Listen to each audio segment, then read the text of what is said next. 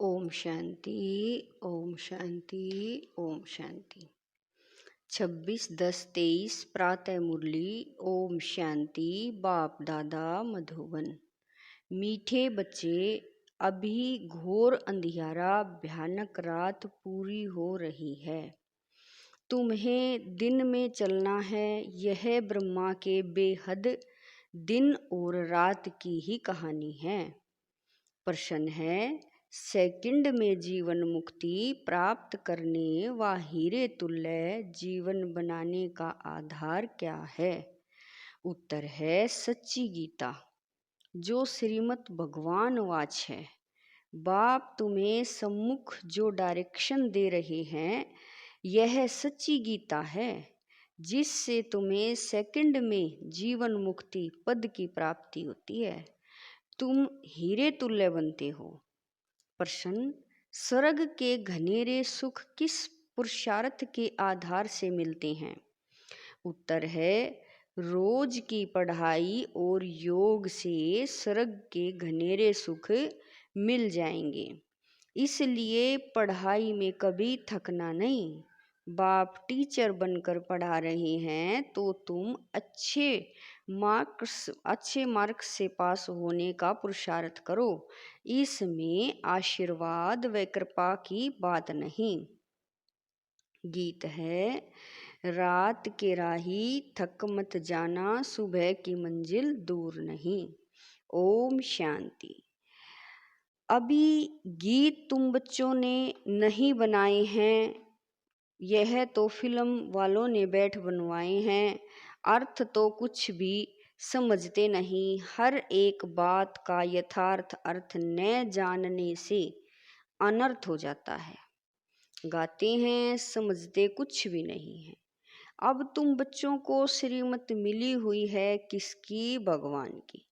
भगवान को ही भक्त नहीं जानते तो उन भक्तों की सद्गति कैसे हो सकती है? भक्तों का रक्षक है भगवान। रक्षा मांगते हैं, जरूर कोई दुख है, हमारी रक्षा करो। बहुत गाते हैं, परंतु भगवान कौन है, किससे रक्षा करते हैं, जरा भी नहीं जानते। भक्त अथवा बच्चे बाप को न जानने कारण कितने दुखी हो पड़े हैं। अभी इनका अर्थ तुम बच्चे समझते हो। अभी है घोर अंधियारी भयानक रात, आधा कल्प की रात है। कोई भी विद्वान आचार्य पंडित नहीं जानते कि रात किसको कहा जाता है। यूं तो यह जानवर भी जानते हैं रात सोने की, दिन जागने का होता है। चिड़ियाएं भी रात को सो जाती हैं, सुबह होते ही उड़ने लगती हैं। वह दिन रात तो कॉमन है। यह ब्रह्मा की बेहद की रात और बेहद का दिन है। बेहद का दिन सतयुग त्रेता और रात द्वापर कलयुग, आधा आधा चाहिए ना। दिन की आयु भी 2500 वर्ष है। इस दिन रात का तो किसी को पता नहीं है। अभी तुम बच्चे जानते हो कि रात पूरी होती है, अर्थात 84 जन्म पूरे होते हैं, अथवा ड्रामा का चक्र पूरा होता है, फिर दिन शुरू होता है। रात को दिन और दिन को रात बनाने वाला कौन है, यह भी कोई नहीं जानते। भगवान को ही नहीं जानते तो यह सब बातें कैसे जान सकते? मनुष्य पूजा करते हैं, परंतु समझते नहीं कि यह कौन है जिसकी हम पूजा करते हैं। बाप बैठ समझाते हैं। पहली पहली मुख्य बात है गीता को खंडन करने की। कहते हैं श्रीमद् भगवत गीता, गीता का पति है भगवान, न कि कोई मनुष्य। ब्रह्मा विष्णु शंकर को देवता कहा जाता है और सतयुग के मनुष्य को देवताई गुणों वाला कहा जाता है। देवी धर्म वाले शिष्टाचारियों को देवताई गुणों वाले कहते हैं। भारत के मनुष्य शिष्टाचारी थे, वही फिर आसुरी गुण वाले बन पड़े हैं। मुख्य धर्मशास्त्र 4 हैं और कोई धर्मशास्त्र है नहीं। अगर है तो भी बहुत छोटे छोटे मठ स्थापन किए हैं। जैसे सन्यासियों का मठ, बोधियों का मठ, बुद्ध ने बोधि धर्म स्थापन किया, वह कहेंगे हमारा फलाना धर्मशास्त्र है। अब भारतवासियों का धर्मशास्त्र है एक, सतयुगी देवी देवता धर्म का शास्त्र है एक, उनको श्रीमद् भगवत गीता कहा जाता है।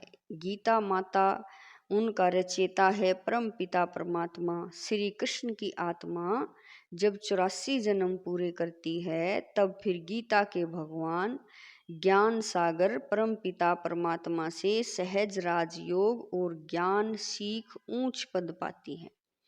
ऐसे ऊंचे ते ऊंच धर्मशास्त्र को खंडन कर दिया है, जिस कारण ही भारत कोड़ी तुल्य बना है। यह भी ड्रामा में एक भूल है जो गीता को खंडन कर दिया है। बाप अब जो सच्ची गीता सुना रहे हैं वह निकलनी चाहिए। सच्ची गीता गवर्नमेंट को छपाना चाहिए। यह है श्रीमद् भगवान वाच। बच्चों प्रति बाप डायरेक्शन देते हैं, अच्छी रीति लिखना चाहिए शॉर्ट में। तुम जानते हो सच्ची गीता से सेकेंड में जीवन मुक्ति मिल जाती है। बाप का बन बाप से वर्षा लेना है, बीज झाड़ और ड्रामा के चक्र को समझना है। बाबा कह रहे हैं बीज झाड़ और ड्रामा के चक्र को समझाना है। गाते भी हैं सतयुग आदि सत्य है भी सत्य, होशी भी सत्य, झाड़ को जानना भी सहज है। इनका बीज ऊपर में है, यह वैरायटी धर्मों का झाड़ है, इसमें सब आ गए। बाकी छोटी छोटी टालियां तो अथाह है, मठ पंथ बहुत हैं। भारत का आदि सनातन देवी देवता धर्म है, वह किसने स्थापन किया? भगवान ने, कोई मनुष्य ने नहीं किया। श्री कृष्ण तो देवी गुणों वाला मनुष्य था। वह 84 जन्म पूरे कर अब अंतिम जन्म में है। सूर्यवंशी, चंद्रवंशी, वैश्यवंशी बनते बनते कलाएं कम होती जाती हैं। सूर्यवंशी राजधानी जो सतयुग में शिष्टाचारी थी, सो कलयुग में अब भ्रष्टाचारी है, अब फिर शिष्टाचारी बन रही है। तुम्हारी बुद्धि में है कि ऊंचे ते ऊंच पार्ट किसका होगा। अभी तुम जान गए हो, मुख्य है ही शिवाय नमः, जो उसकी महिमा है। ब्रह्मा, वह ब्रह्मा विष्णु शंकर के लिए नहीं गा सकेंगे। प्रेसिडेंट की महिमा प्राइम मिनिस्टर को अथवा और कोई को देंगे क्या? नहीं। अलग अलग टाइटल है ना, सब एक तो नहीं हो सकते। तुम बच्चों को अभी बुद्धि मिली है, तुम जानते हो क्राइस्ट को भी अपना क्रिश्चियन धर्म स्थापन करने का पार्ट मिला हुआ है। आत्मा है तो बिंदी, उस आत्मा में पार्ट भरा हुआ है। क्रिश्चियन धर्म की स्थापना कर फिर पुनर्जन्म लेते, पालना करते सतो रजो तमो में आना है। पिछाड़ी में सारा झाड़ जड़ जड़ीभूत होना ही है। हर एक को कितना कितना समय पार्ट मिला हुआ है। बुद्ध को कितना समय पालना करनी है, यह तुम जानते हो। भिन्न भिन्न नाम रूप में जन्म लेते रहते हैं। अभी बाबा तुम्हारी कितनी विशाल बुद्धि बनाते हैं, परंतु कोई तो बाबा कह रहे हैं, परंतु कोई तो शिव बाबा को याद भी नहीं कर सकते। बेहद का बाप बेहद सड़क का वर्षा देते हैं, यह भी तुम समझा नहीं सकते। बाबा ने बहुत बार समझाया है, आत्मा में अविनाशी पार्ट नूंदा हुआ है। एक शरीर छोड़ फिर दूसरा लेना है। कितनी गुहा बातें हैं समझने की। जो स्कूल में रोज पढ़ते होंगे वही समझेंगे, कोई तो चलते चलते थक जाते हैं। गाते भी हैं, तुम माता पिता हम बालक तेरे, तेरी कृपा से सुख गनेरे। बाप कहते हैं हम तुमको स्वर्ग के सुख गनेरे देने का पुरुषार्थ करा रहे हैं, तुम थक नहीं जाना।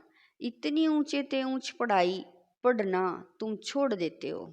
कोई तो पढ़ाई छोड़ फिर विकार में भी चले जाते हैं, जैसे का तैसा बन जाते हैं। चलते चलते गिर पड़ेंगे तो और क्या होगा। भले वहाँ सुख में है, परंतु पद में तो फर्क है ना। यहाँ सब दुखी हैं, वहाँ राजा प्रजा सबको सुख है। फिर भी पद तो ऊंचा लेना चाहिए ना। पढ़ाई छोड़ दी तो माता पिता कहेंगे तुम तो लायक नहीं हो। बाप से सड़क का वर्षा लेते लेते कई बच्चे थक जाते हैं, चलते चलते माया वार कर देती है तो लौट जाते हैं। जो जमा किया वह फिर ना हो जाती है, बाकी क्या बनेंगे? स्वर्ग में भले जाएंगे लेकिन बिल्कुल साधारण प्रजा जाकर बनेंगे। बाप कहते हैं हमारा बनकर फिर थक कर बैठ गए व ट्रेटर बन गए तो प्रजा में चंडाल जाकर बनेंगे। सभी चाहिए ना। सड़क का मालिक बनते बनते अगर पढ़ाई को छोड़ देते तो उन जैसा महान मूर्ख दुनिया में कोई होता नहीं। लिखते भी हैं, तुम माता पिता हम बालक तेरे, तुम्हारी कृपा से सुख, बाबा कह रहे हैं तुम्हारी कृपा से स्वर्ग के बहुत सुख गनेरे मिलते हैं, कृपा करो। बाप कहेंगे कृपा की तो बात ही नहीं, मैं टीचर हूँ, पढ़ाऊंगा, पुरुषार्थ तुम करो अच्छे मार्क से पास होने का, बाकी मैं थोड़े ही बैठ सब पर आशीर्वाद करूंगा। तुम योग में रहो तो ताकत मिलती रहेगी। सभी थोड़े ही गद्दी पर बैठेंगे, एक दो के सिर पर बैठेंगे क्या? तो धर्म मुख्य ही है, चार चार शास्त्र भी हैं, चार उनमें मुख्य है गीता, बाकी सब उनके बच्चे हैं। वर्षा तो माता पिता से ही मिलता है। अब बाप सम्मुख समझा रहे हैं सिर्फ गीता पढ़ने से ही थोड़े ही राजाओं का राजा बन जाएंगे। बाबा ने तो गीता पढ़ी है परंतु उनसे होता कुछ भी नहीं। यह सब है भक्ति मार्ग के शास्त्र। तुमको पुरुषार्थ कर 16 कला संपूर्ण बनना है। अभी तो तुम्हारे में कोई कला कोई गुण नहीं रहा है। गाते भी हैं मुझ निर्गुण हारे में कोई गुण नाही, आप ही तरस परोई। हमको फिर 16 कला संपूर्ण बनाओ, जो हम थे फिर बनाओ। अब तुम जानते हो, बाप सम्मुख आकर समझा रहे हैं। एक निर्गुण संस्था भी बना दी है। निर्गुण निराकार का अर्थ भी नहीं जानते। शिव का तो आकार भी है, जिसका नाम है तो जरूर चीज भी है ना। आत्मा इतनी सूक्ष्म है, उनका भी नाम है। ब्रह्मा मतलब जहाँ आत्माएं निवास करती हैं वह भी नाम है ना। नाम रूप से न्यारी तो कोई चीज होती नहीं। भगवान को कहते नाम रूप से न्यारा, फिर उनको सर्वव्यापी कह देते हैं। यह कितनी बड़ी भूल है। मनुष्य जब इन बातों को समझे तब तो निश्चय करें, बाबा हमने आपको जाना है, कल्प कल्प आपसे राज्य भाग्य लेते आए हैं, ऐसा निश्चय हो तब पढ़ सकते हैं। यहाँ से बाहर निकलते और भूल जाते हैं। इसीलिए पहले पहले तो लिखवा लेना चाहिए, बरोबर शिव बाबा आया है राजयोग सिखलाने। लिख कर भी देते फिर पढ़ते नहीं, ब्लड से भी लिख कर देते हैं परंतु आज है नहीं। माया कितनी तीखी है, बाप कितना बैठ समझाते हैं। तुम्हारी विहंग मार्ग की सर्विस तब होगी जब ऐसे ऐसे पत्र लिखेंगे। तुम्हारी शक्ति सेना में भी नंबरवार है, कोई चीफ कमांडर है, कोई कैप्टन है, कोई मेजर्स हैं, कोई सिपाहियों के साथ बोझा उठाने वाले भी हैं, सारी सेना है। बाबा तो पुरुषार्थ कराएंगे ना।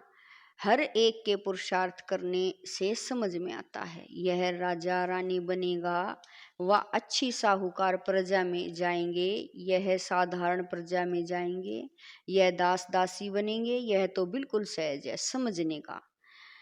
तो पहली मुख्य बात को उठाना है। बाबा कितनी ललकार करते हैं महारथियों को, तो विहंग मार्ग की सेवा के लिए विचार चलने चाहिए। अच्छा मीठे मीठे शकील दे बच्चों प्रति माता पिता बाप दादा का याद प्यार और गुड मॉर्निंग। रूहानी बाप की रूहानी बच्चों को नमस्ते। हम रूहानी बच्चों की रूहानी माता पिता बाप दादा को दिलवा जान शिकवा प्रेम से याद प्यार गुड मॉर्निंग नमस्ते ओम शांति। मेरे बाबा लाख लाख शुक्रिया मेरे बाबा। धारणा के लिए मुख्य सार है, नंबर 1 पढ़ाई में थकना नहीं है। ऊंचे ते ऊंच पढ़ाई रोज पढ़नी और पढ़ानी है। नंबर 2 विहंग मार्ग की सर्विस करने की युक्तियां निकालनी है।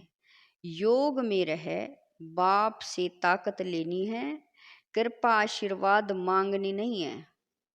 वरदान है, वरदानों की दिव्य पालना द्वारा सहज और श्रेष्ठ जीवन का अनुभव करने वाले सदा खुश नसीब भवै।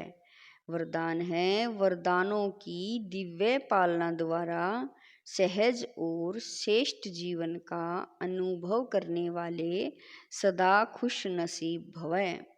बाप दादा संगम युग पर सभी बच्चों की 3 संबंधों से पालना करते हैं।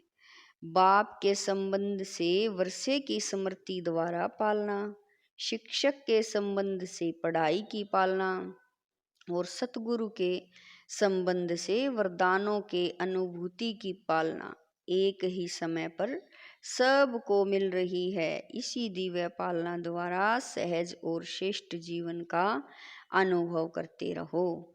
मेहनत और मुश्किल शब्द भी समाप्त हो जाए तब कहेंगे खुश नसीब।